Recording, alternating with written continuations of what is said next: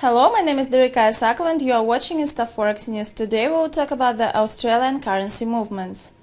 The Australian dollar will be possibly going through harder times. Concerns regarding that China is trying to slow down the rate of its economic development, price decline for primary goods and new investors' unwillingness to risk, all this will put up pressure on the Australian currency. The economic growth of China is one of the topmost factors for Australia, but not only because of the direct export to this country, but also due to impact of the Chinese demand influence on the raw commodities price.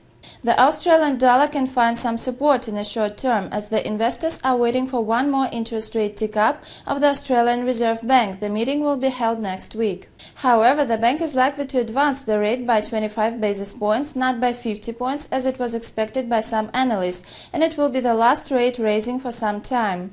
The data released this week show that the annual core inflation in Australia came higher than estimated and reached 3.4% in the fourth quarter, while there was focus to 3.25% level, and the probability of another rate advancement strengthened. But as it was already mentioned by the Australian Treasury head Wayne Swan, the inflation rate, which is now significantly higher than the target range of 2 to 3% of the RBA, seems to lose the pace. Events out of the Australian bonds also did not come in favor of the country's national currency, preventing from a serious breakthrough towards the parity rate with the US dollar, which seemed possible in the beginning of the year.